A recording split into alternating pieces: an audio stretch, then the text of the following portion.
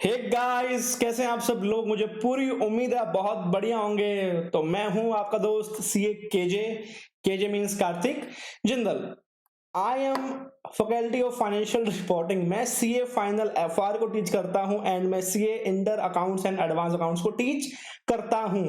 लेकिन आज मैं आपके सामने जो वीडियो लेके आया हूं वो है how to prepare SCMP examination of CA final, जिसके अंदर मैं आपको लिख के दे रहा हूं कि 70 प्लस मार्क्स आ जाएंगे। सर आप तो एफआर पढ़ाते हो, आपको कॉस्टिंग की क्या नॉलेज। बेटा मैंने सीए पास करी है, मैं सीए बना हूं, उसके अंदर ऑब्वियस ही बात है एससीएमपी था सब्जेक्ट एंड मेरा न्यू स्कीम था, मेरा ओल्ड कोर्स नहीं था, मैंने न्यू स्कीम में क्वालिफाई किया है एंड मेरी ऑल इंडिया में 9th रैंक थी। तो मुझे थोड़ा मोटा तो पता है यार, थोड़ी सी इज्जत दे दो।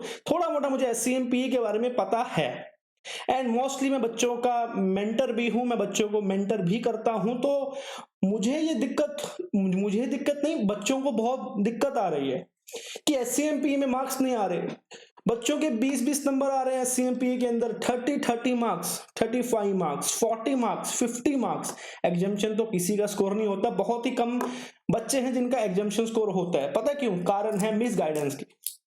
कोई गाइड करने वाला ही नहीं है आपको।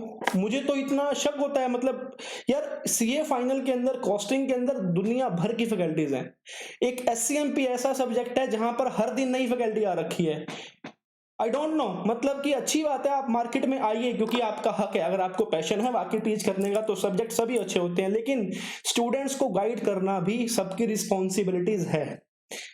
चलिए आज हम डिस्कस करने वाले हैं हाउ टू प्रिपेयर एससीएमपी एंड एक देना चाहता हूं फिर से आपको बात कि मेरा ओपिनियन और आपका ओपिनियन में फर्क हो सकता है। ये जो मैं बात बोलने जा रहा हूं ये मेरा पर्सनल ओपिनियन है, तो मेरा ओपिनियन और आपका ओपिनियन में फर्क हो सकता है। अगर मेरी बात अच्छी नहीं लगती कि ये क्या बोल रहा है, गलत बोल रहा है, तो आप उसको एक्सेप्ट मत करना, फॉलो मत करना। अगर आपको मेरी बात ठीक लगती है कि नहीं यार ये बंदा ठीक बोल रहा है, तभी उसको आगे के लिए चूज करना। Otherwise you need to not follow my बातें, जो मैं बातें बोलूंगा आपको नहीं फॉलो करनी। 70 मार्क्स सबसे बड़ी बात। पहले तो आपको सोचना पड़ेगा इसके लिए कि एससीएमपी का मीनिंग क्या है। एससीएमपी का मीनिंग क्या है? अगर आपको 70 प्लस नंबर लेके आने हैं कॉस्टिंग के अंदर, या 60 प्लस नंबर लेके आने हैं, या बार बार आपके अटेम्प्ट लग रहे हैं एससीएमपी की वजह से, तो सबसे बड़ी बात है आपको तो एससीएमपी का मीनिंग ही नहीं पता, एससीएमपी का मतलब क्या है। और जो सीए फाइनल में ओल्ड कॉस्टिंग थी, जो सीए फाइनल में ओल्ड कोर्स की कॉस्टिंग थी, उसका नाम था कॉस्टिंग, कॉस्ट अकाउंटिंग, जिसको बोलते थे हम, क्या बोलते थे? Traditional costing. आपको तो पहले एससीएमपी का मीनिंग समझना पड़ेगा कि what is the meaning of the strategic cost management and performance evaluation. Paper number 5 of CA final.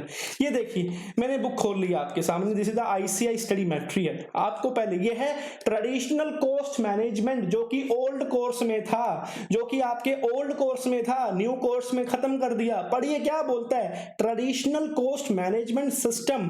जो आपका ट्रेडिशनल कॉस्ट मैनेजमेंट का सिस्टम है इन्वॉल्व, उसके अंदर वो क्या बताता है? एलोकेशन ऑफ कॉस्ट, कि आपकी जो भी कॉस्ट है, फिक्स्ड कॉस्ट है, वेरिएबल कॉस्ट है, ओवरहेड है, लेबर है, एक्स्ट्रा कॉस्ट है, जो भी चार्जेस हैं, एंड ओवरहेड, जो भी आपके ओवरहेड है टू द प्रोडक्शन जो यूज हो रहे हैं, एंड फोकस इसलिए largely on cost control and cost reduction.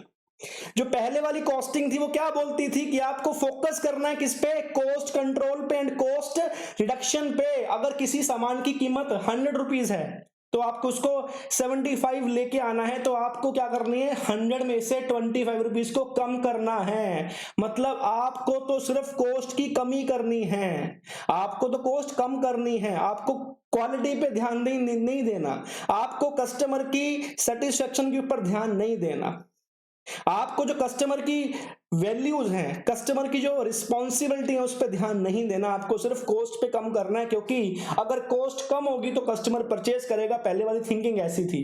लेकिन नहीं, ये क्या बोलता है कि यही बात बोलता है कि आपको कॉस्ट कम करोगे, अगर कॉस्ट कम हो जाएगी तो हम प्रॉफिट ज्यादा कमा लेंगे। और ये क्या करते थे? यूज करते थे आपका बजट्स का, कि जो हमने सेट किया था पहले का स्टैंडर्ड और जो हमारी एक्चुअल जो है परफॉर्मेंस वो सही आ रही है या नहीं आ रही है। इसको बोलते तो वेरिएंस एनालिसिस। आपने पढ़ा होगा स्टैंडर्ड कॉस्टिंग के अंदर मटेरियल प्राइस वेरिएंस फेवरेबल है या एडवर्स है, लेबर वेरिएंस फेवरेबल है या एडवर्स है। अगर फेवरेबल है तो आपके काम की चीज है, अगर एडवर्स है तो काम की चीज नहीं है, गलत है। कॉस्ट कम करो, ठीक करो इस चीज को। ये थी आपकी पहले वाली कॉस्ट मैनेजमेंट। उसकी जो थी लिमिटेशन, पढ़िए आप, मैं लेक्चर नहीं दे रहा यहाँ पे। अगर आप बोल रहे हो सर आप लेक्चर देने बैठ गए यहाँ पे, भैया लेक्चर काम की बात बोल रहा हूँ आपके। एक्सटेंसिव की जो कॉस्ट रिडक्शन रेक्टिव और जो भी ये बात लिखी हुई है इसने, लेकिन आज की जो टेक्निक है इसी लाइन में, इस एक पैराग्राफ में आपकी पूरी एससीएमपी का जो क्रक्स है ना इस पैराग्राफ के अंदर है। In the modern business environment it is not sufficient to control cost.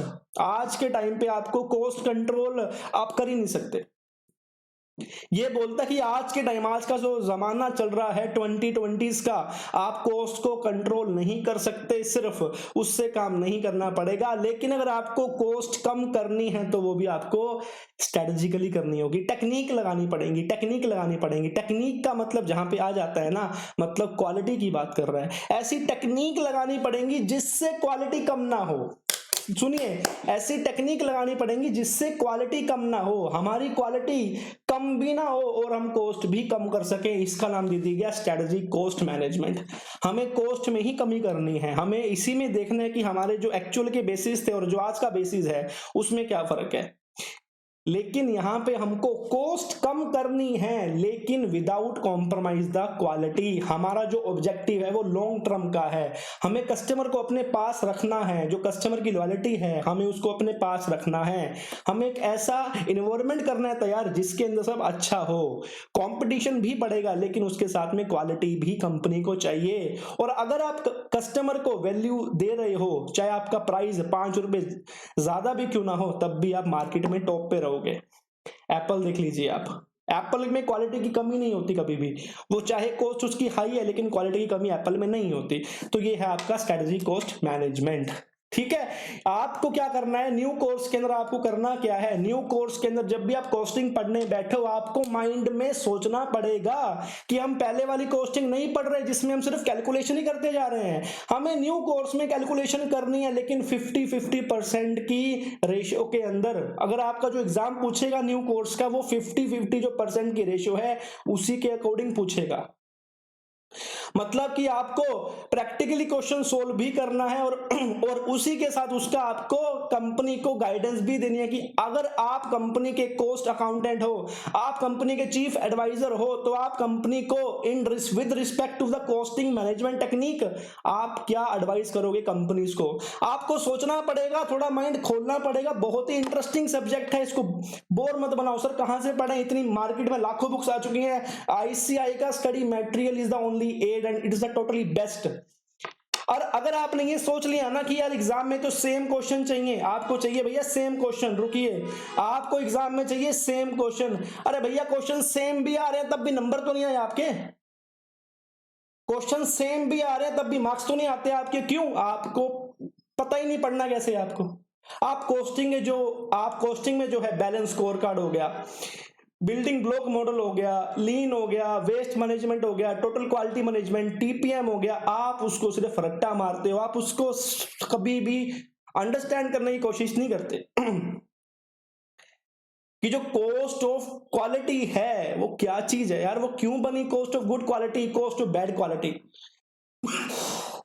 Sorry, जो बैलेंस स्कोर कार्ड है वो क्यों बना बैलेंस स्कोर कार्ड, कभी माइंड में सोचा है? कभी? बहुत ही आसान है दोस्तों, कभी सोचना है चीज को यार इसका रेलिवेंस क्या है। भैया बैलेंस स्कोर कार्ड से ना बड़ी बड़ी कंपनियां ठीक हो गई। सिक्स सिग्मा क्या है? सिक्स सिग्मा तो बड़ा शानदार कॉन्सेप्ट है, हर कंपनी उसको फॉलो करना चाहती है। जस्ट इन टाइम क्या है, ओल्ड कोर्स के अंदर आपको सिर्फ प्रैक्टिकल करना था, आपको नहीं सिखाया गया इसकी स्किल्स। अब आपको स्किल देनी है भैया कि बताइए, आपको कैलकुलेशन भी करनी है लेकिन आपको कैलकुलेशन के बाद उसका कंक्लूजन देना पड़ेगा। आप ये माइंड में फिट करके सोच लीजिए, आपको प्रैक्टिकल क्वेश्चन तो सॉल्व करने ही करने हैं, लेकिन प्रैक्टिकल क्वेश्चन सॉल्व करने के बाद आपको जो आपका आंसर निकला है with respect to that question, आपको उसके लिए कंपनी को एडवाइस करना पड़ेगा, कंपनी को बताना पड़ेगा इस कॉन्सेप्ट के बेसिस पे आपका माइंड क्या बोलता है कि आपको अप्लाई करना चाहिए या नहीं करना चाहिए। उसमें आपको थ्योरी लिखनी पड़ेगी और वो तब लिख पाओगे जब आप उसको ध्यान से समझ के पढ़ोगे। अगर सेम क्वेश्चन एग्जाम में नहीं आता तो कोई बड़ी बात नहीं है, हमको पता तो है ना भी कैसे निकलेगा। सर कॉस्टिंग में क्वेश्चंस की बहुत कमी है भैया, आईजीआई ने भर भरे क्वेश्चन डाल दिए। नया मटेरियल अपडेट किया, अभी 2-3 दिन पहले डाली है केस स्टडी के नाम से 180-90 पेज की बुकलेट आपके लिए।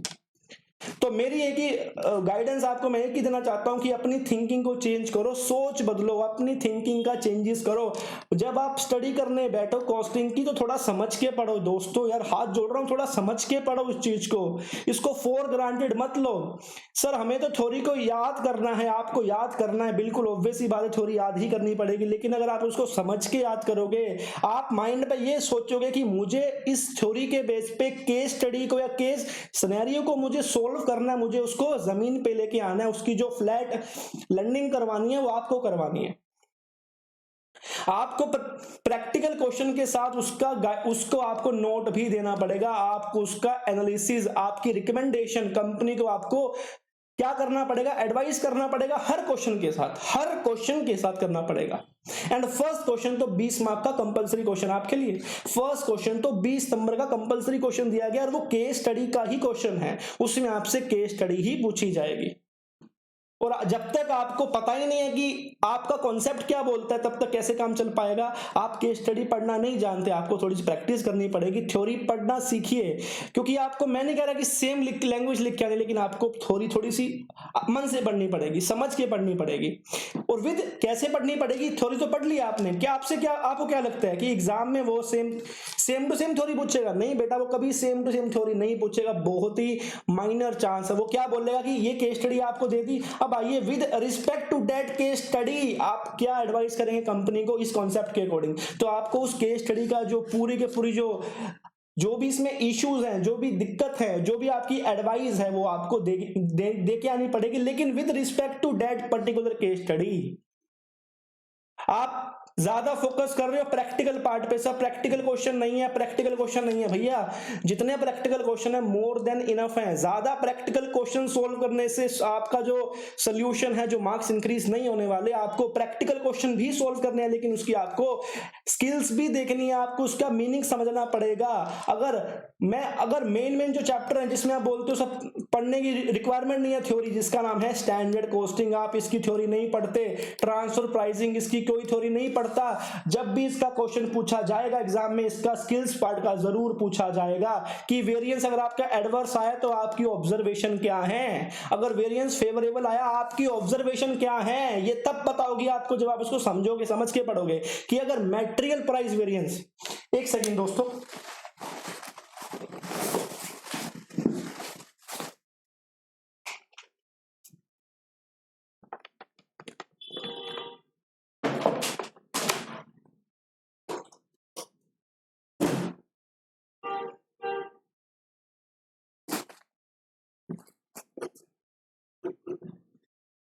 हाँ आपको अंडरस्टैंड करना पड़ेगा कि अगर मटेरियल प्राइस वेरिएंस है, एक बंदा बोला कि मटेरियल,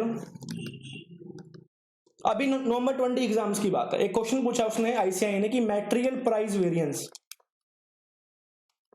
आपका आया है, क्या आया है 1000 एडवर्स अप्रोक्सीमेटली। सोचो, वीडियो लंबी चलेगी ये वाली, लेकिन काम की वीडियो, मैं क्या करूं, मैं मजबूर हूं यार, एज अ मेंटर मैं मजबूर हूं, मैं मिसगाइड नहीं करना चाहता किसी बच्चे को यार, क्योंकि मैं ऐसा नहीं हूं यार, मेरे को हमेशा जो बच्चा है उसकी अच्छी जो परफॉर्मेंस प्यारी है मुझे, मैं कभी बच्चे को मिसगाइड नहीं कर सकता।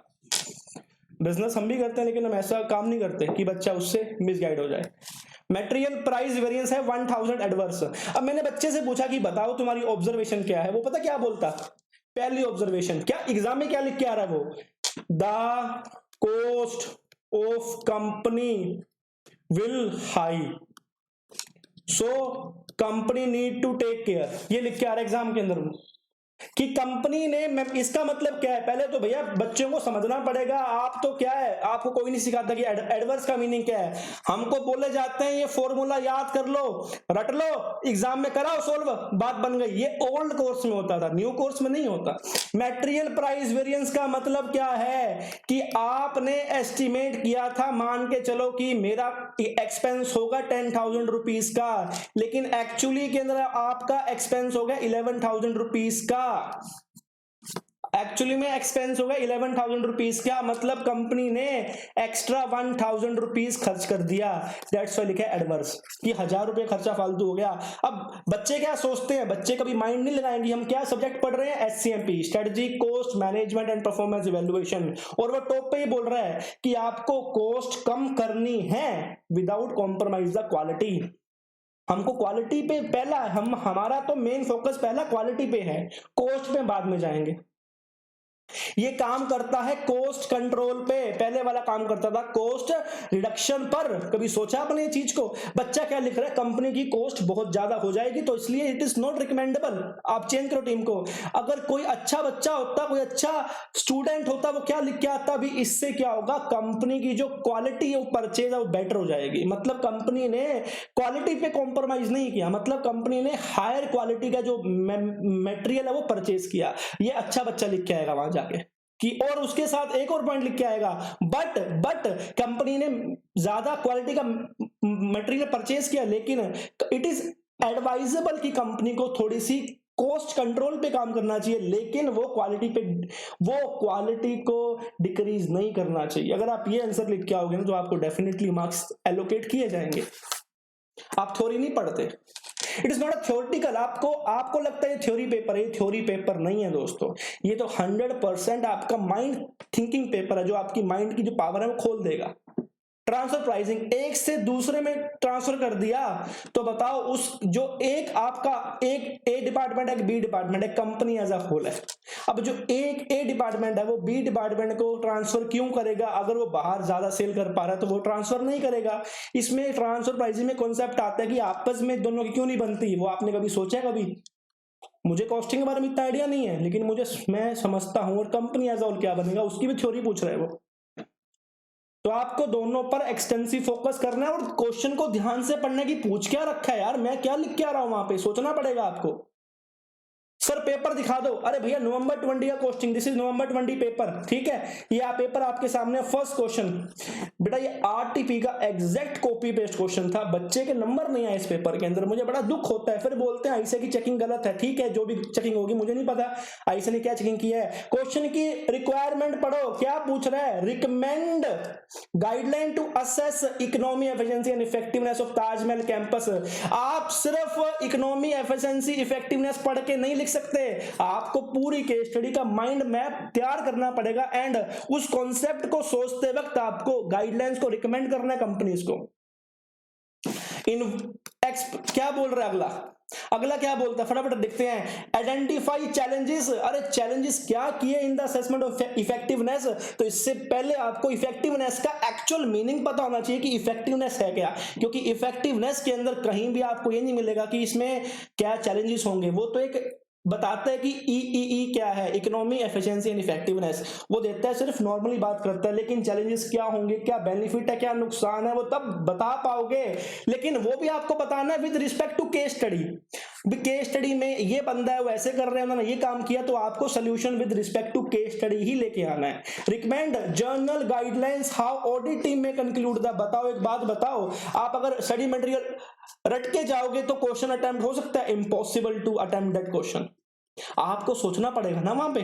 तो इससे बेटर आप एग्जाम में सोचिए, पहले ही सोच लीजिए कि हमको ऐसे क्वेश्चन फेस करने पड़ सकते हैं। सेम नहीं पूछेगा आपसे, आप सेम लिख के आओ, नहीं भैया, आपको उस कॉन्सेप्ट का अप्लाई करना है with respect to particular case study या पर्टिकुलर क्वेश्चन। ये 20 नंबर का क्वेश्चन था बेटा। सेकंड क्वेश्चन था cost component budget actual cost, जो भी है मुझे पता नहीं क्या है, लेकिन मैं तो क्वेश्चन की रिक्वायरमेंट पे आ रहा हूं सीधा। क्या बोला, कैलकुलेट द मार्कअप प्राइस, क्या बात है सर, प्रैक्टिकल क्वेश्चन आ गया, बहुत बढ़िया, वो तो आपने प्रैक्टिस भर भर के की हुई है। Identify the non value added activities, भैया बताओ, अगर कॉस्टिंग पढ़ के जाओगे, रट के जाओगे, तो ये आइडेंटिफाई कर पाओगे? नहीं कर पाओगे सर, आप आइडेंटिफाई कर ही नहीं सकते। हालांकि क्वेश्चन सेम होगा, मुझे पता नहीं कि कहां से पूछा है, लेकिन जब तक आपके कॉन्सेप्ट ही क्लियर नहीं है कि वैल्यू एडेड एक्टिविटी क्या होती है, नॉन वैल्यू एक्टिविटीज क्या होती हैं, आपको समझना पड़ेगा।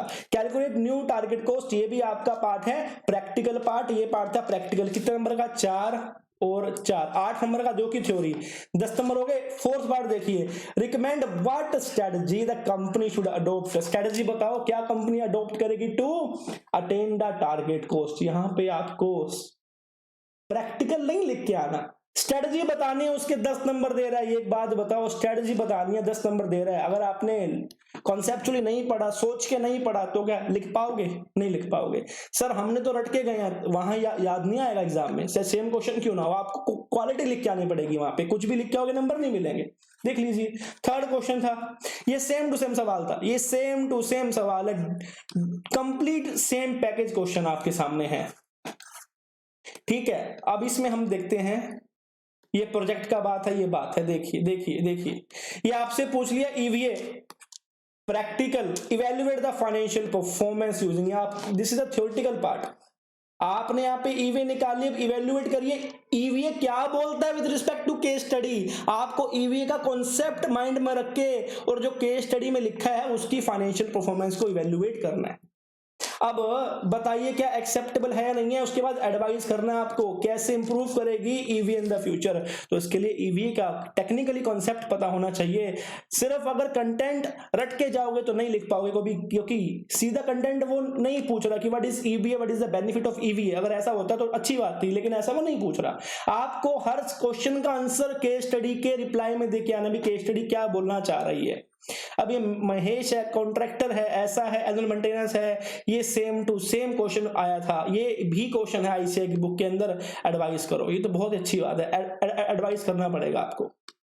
उसके बाद क्या है, एप्रोप्रिएट प्राइसिंग पॉलिसी। ओ भाई साहब देखिए देखिए देखिए, pricing policy, pricing policy, market penetration, कौन सा एंटी अप्रोच है, कौन सी रिवैल्यूएशन अप्रोच है, ये सवाल पूछ रहे हैं। तो बताओ, अगर सिर्फ रट्टा मार के जाओगे तो काम हो सकेगा आपका? नहीं हो सकेगा। ज्यादा के ज्यादा प्रैक्टिकल सोल्व करके जाओ, काम होएगा? नहीं हो पाएगा। तो आपको थोड़ा समझना पड़ेगा, आपको थोड़ी सी अंडरस्टैंडिंग लेके आनी पड़ेगी कि दोनों चीजों पर फोकस करना जरूरी है। आपको आंसर लिख के आना, लेकिन with respect to case study answer लिख के आना है।